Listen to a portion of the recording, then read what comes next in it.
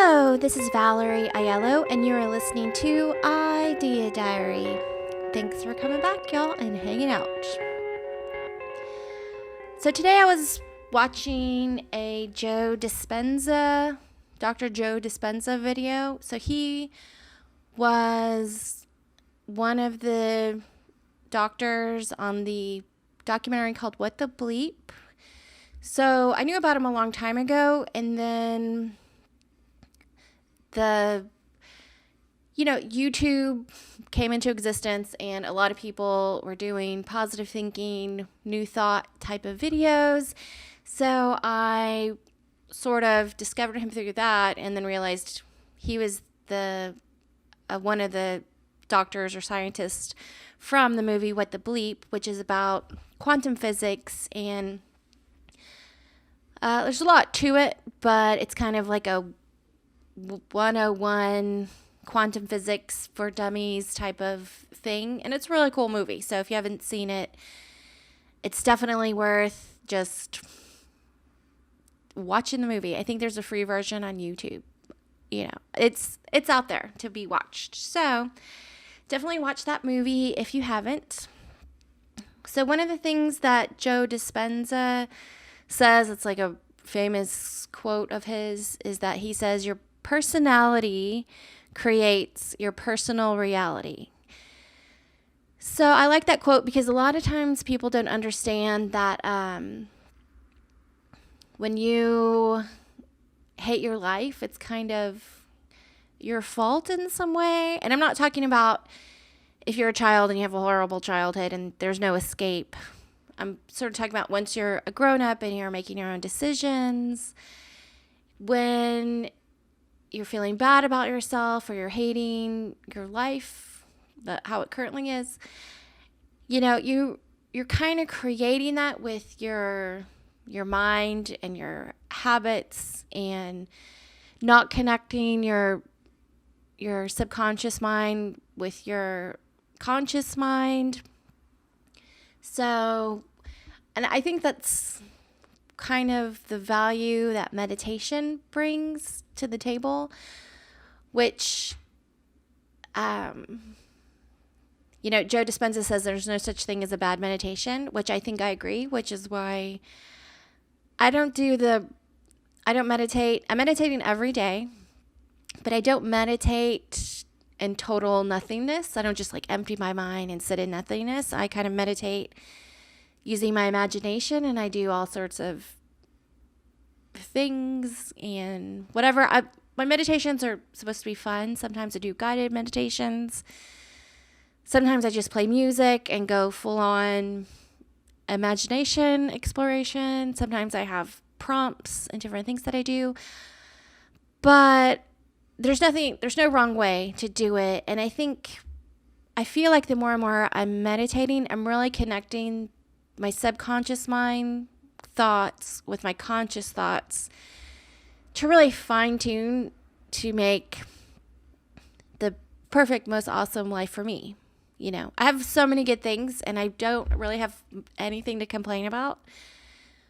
But, one of my things is, even though everything's nice and it's easy and, there's nothing to complain about, the one thing that I do complain about, I guess, in my head is that I don't really have anything super exciting happening. It's all just kind of nice. But I also don't want exciting to be chaotic. I don't want chaotic excitement. I want peaceful excitement.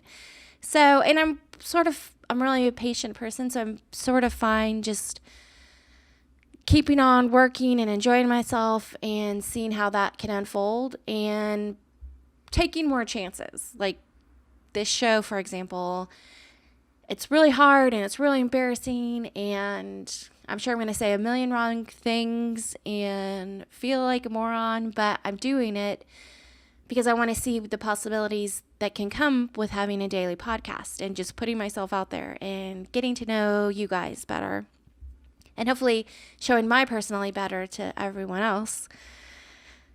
So the thing with meditation, it's connecting your conscious mind with your subconscious mind. And this is my opinion, so whatever that means. I'm not a scientist. But Joe Dispenza is. So he explains things really well. So I definitely recommend checking out his work.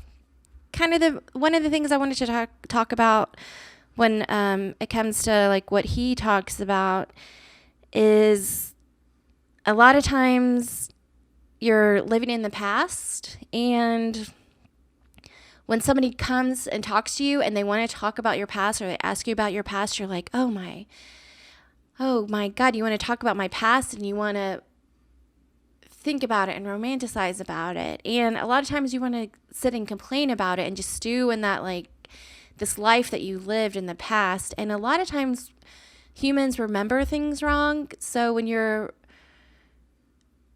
fantasizing and romanticizing and thinking about your past and kind of missing it, you might be inventing some new past that never actually happened. And then I feel like that gets to be a bad situation. That's got to be negative for your health in some way. If you're just living in it and soaking in it, and especially if you're mad about something from the past, I don't think, that's not good. So I think creating new habits, creating new visions, and trying to think about the future is sort of a better thing. And I know a lot of times people think, when I was young and it was amazing, but you can't be old and amazing. So I think the idea today that I think would be a good thing to share, that I think about a lot, is searching for older people that have epic lives and are doing epic things. So, and maybe even people that didn't even start their exciting part of their life until they were in their 40s or into their 50s or 60s or 70s or 80s or 90s. There are 90-year-olds that are getting model contracts right now, and they're becoming models in their 90s because their personality is so great, and they take these great photos, and they have this great fashion sense, and they have that wisdom on their face, and their coolness still shines through, and they're in their 90s, and they're models. There are Instagram models that are in their 70s and 80s and 60s and 50s. There are YouTube stars in their 50s, and they talk about beauty, and they talk about exercising, and they talk about design or salon stuff. Like, there's